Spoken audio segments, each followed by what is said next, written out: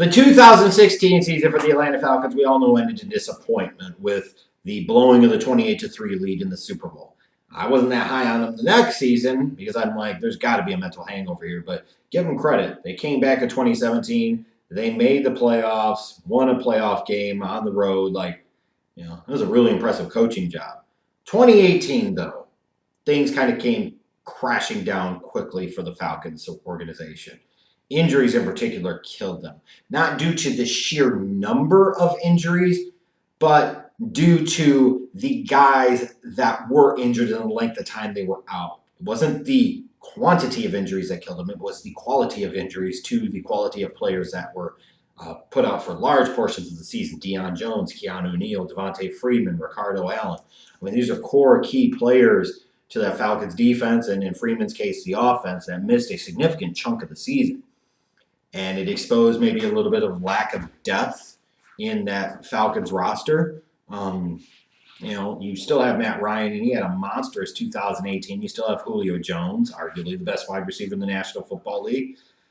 But you could clearly tell that losing Jones and Neal and Allen in the defense killed him. And then Vic Beasley didn't do crap, and McKinley didn't quite play up to what he should potentially be able to play up to. Like, a lot of those things factored in. So you got to wonder, like, for the Falcons, was 2018 a fluke and an aberration based off of those key injuries to key pieces? Or could there be more long-reaching concerns here in terms of the construction of this roster? I think time will tell on that.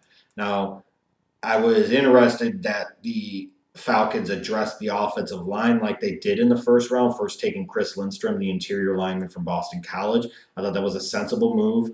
You've been needing help on the interior of that offensive line, especially right guard, for a while. Here he comes, and he's an upgrade. Then you can also make an argument they need an upgrade at right tackle, and that's where Caleb McGarry potentially comes into the fold. Concern about him was you're taking a guy that's had some previous issues concerning his heart, and he had another one pop up here in the minicamp, training camp season. Looks like he's going to be ready pretty soon to play. So if you're the Falcons, you're hoping that you've improved the offensive line in two places in one fell swoop in one draft. Because you want to be able to protect Matt Ryan, and you want to be able to open up big holes in the running game for Devontae Freeman and potentially his new backup, Ito Smith, since Tevin Coleman has now went elsewhere.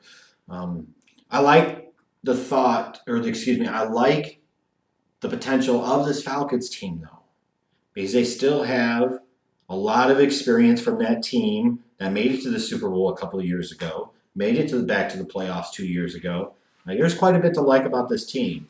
They have a guy in Matt Ryan that if his team was closer to the playoff picture last year, may very well have won the MVP award. He had that good of a season. As much as we focus on Mahomes, Matt Ryan was outstanding, and Matt Ryan is probably doing more now than he ever has at any point in time in his career to start kind of cementing his kind of resume as being potential future Pro Football Hall of Famer. We all know Julio Jones is a future Pro Football Hall of Famer, and he just got his massive guaranteed money deal.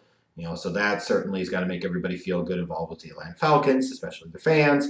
I look at this team, strengths of the team. Matt Ryan, Julio Jones, as I've talked about so often.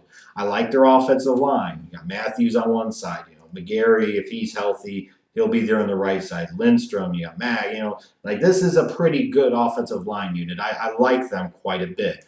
So you're going to have decent protection for Matt Ryan. You're going to have decent blocking up front for Devontae Freeman. Then I look at their linebacking core, and assuming Jones is healthy with Jones and Campbell, and then if you want to interchange Beasley or attack McKinley in that other linebacker spot, I think that's a pretty strong, very athletic, very explosive linebacking unit, one of the more explosive linebacking units in the National Football League. And if all there and all healthy, they can be a force to be reckoned with, and we've seen that before. Question marks for the team, though. Their edge rush. As I talked about, you've retained Grady Jarrett long-term, so that helps your interior rush. But Takk McKinley, I think, had 7 sacks last year. Vic Beasley had 5.5. That's not enough production out of two guys that you spent first-round picks on to be pass rushers. 12.5-ish sacks out of 2 pass rushers that you spent first-round picks on, both of them. You would like to see 1 first-round pick spent on an edge rusher and a guy that gets 12 or 12.5 sacks. So they got to get more production out of their edge rushers. I think their secondary with True Font and Allen and so forth can be had. They're suspect. Maybe Oliver steps up in year number 2 and plays better. They need him to. But maybe part of the problem with the secondary is that they weren't getting the same level of edge rush, and they didn't have Deion Jones, and they didn't have Keanu O'Neal for the vast majority of the season. That certainly is not going to help. Those are arguably your 2 most important players on your defense, and you lost them for significant portions of the season. And that brings up the biggest question mark of all is just team health. Like now that Tevin Coleman's gone, what happens if Devontae Freeman misses the majority of the season like he did in 2018? Can you really count on Ito Smith to be the primary ball carrier all year long? What happens if Caleb McGarry can't play at right tackle? What happens there? Somebody else in that offensive line gets hurt. What happens if Julio Jones has another injury, which he's had from time to time? I'm just saying. What happens if Deion Jones or Keanu O'Neal or Devondre Campbell or somebody else or a couple of guys on this defense miss any time? Last year showed some of the lack of depth that they had to be able to step up and fill those key spots. So those are concerning things for me with this team. Looking at their schedule, that first 5 weeks, you go to Minnesota, host Philly, go to Indianapolis, host Tennessee, at Houston. And you look at that and you say, ooh, not the easiest start, and it most certainly is not 3 of those games on the road. All of these teams you could potentially make an argument might be vying for playoff spots this year. So Atlanta's got to be able to make it through and be able to absorb some of the body blows they might take early on in the season. Because when you get to weeks 10 to 14, this is where they have a chance to be able to make some real hay.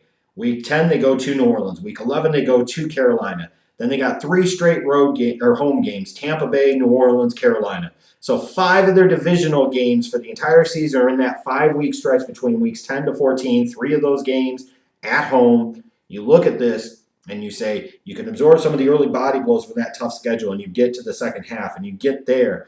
There's a lot of chance to control your own destiny, playing Carolina twice, playing New Orleans twice. If you can find a way in that stretch to go 3-2, 4-1, especially if you go 4-1, win the 3 home divisional games, and you beat either New Orleans or Carolina, you're probably winning that division, which is exactly what I think the Falcons are going to do this year. If they don't win the division this year, they don't make the playoffs this year, then they might start falling off a cliff very quickly. You might be looking relatively soon at the end of the Dan Quinn era there in Atlanta. But I still like the construction of this team. I've got to assume that they won't be as snake bitten by injuries to key players like they were last season. And with that being factored in, I expect more of a 2017 type of team performance as opposed to 2018. I think it's an 11-5 team. I think they just barely win the NFC South over the New Orleans Saints.